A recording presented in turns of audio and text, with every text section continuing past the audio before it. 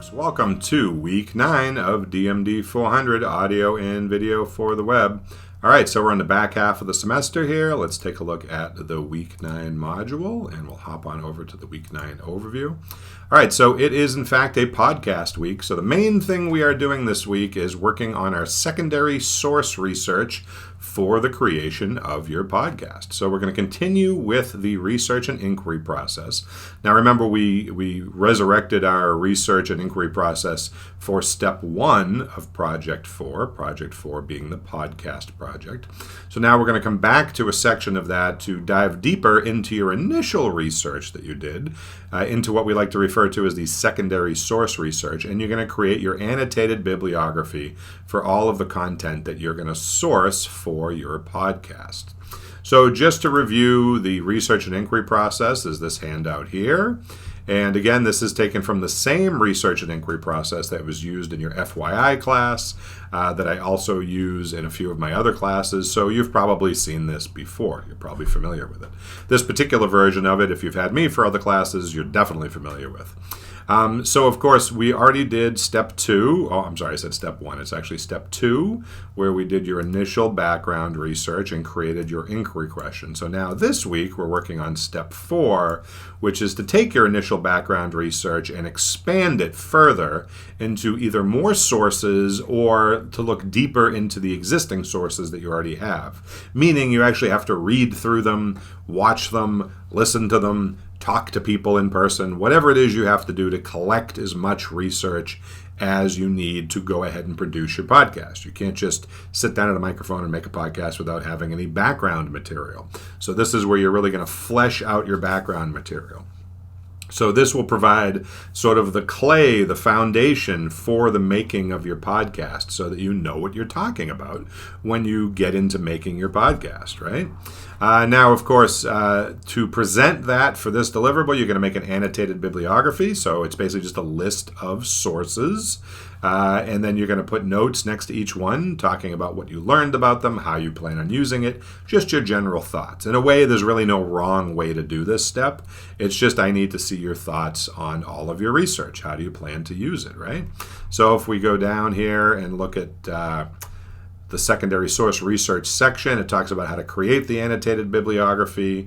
You can use sources like either AutoBib or Citation Machine to make your citations, although probably by now you already have a system for making citations, but you can certainly use those. Make sure that you put down the source as your bibliographic sentence. Provide some data about that source, useful observations, facts, statistics, quotes, just your general thoughts, whatever you would like. Provide a minimum of 2 sentences talking about how you plan to use it, why you find it useful, etc., etc. So this is just like a page or 2 of material. This is going to give you your background research that you're really going to need to sort of create the foundation for making your podcast.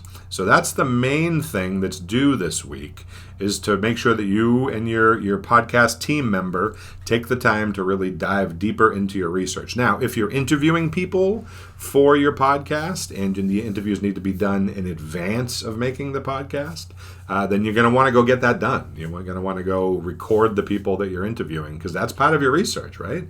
If it's going to be a live conversation in your podcast, well, that's different. Then you'll sort of put that in as a bulleted script and sort of sit down and actually record the podcast, in the immediacy of it all.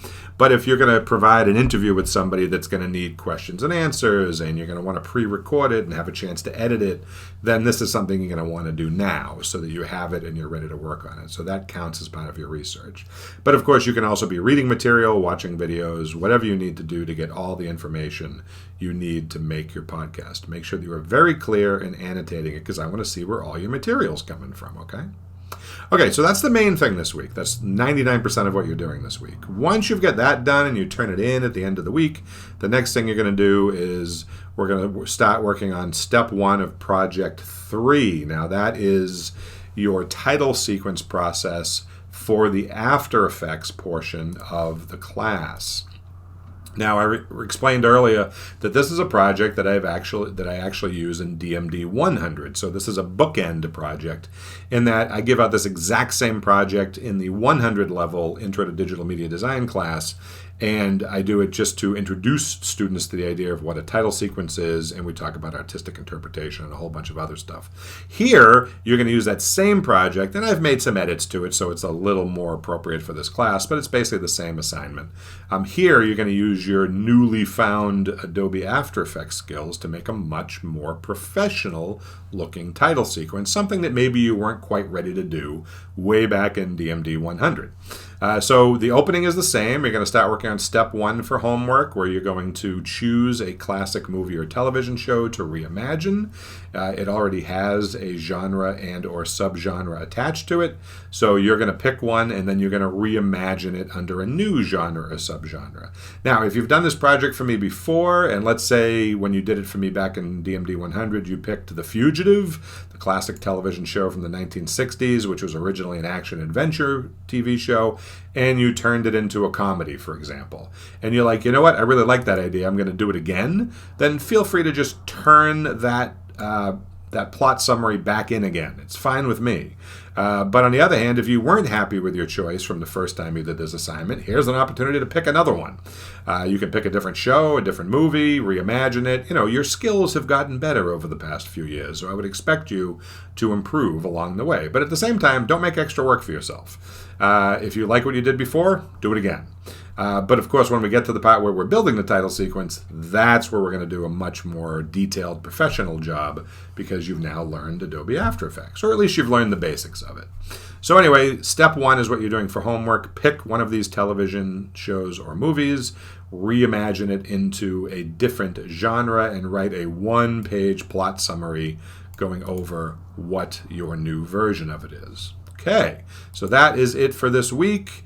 Work on step 4 for your podcast project, and then get rolling on step 1 for your title sequence project. If you have any questions, thoughts, concerns, or whatever, you know how to get in touch with me. Either email me, poke into the Monday or Friday office hours. I am always happy to see everybody. Certainly take advantage of that, and I will see you in class.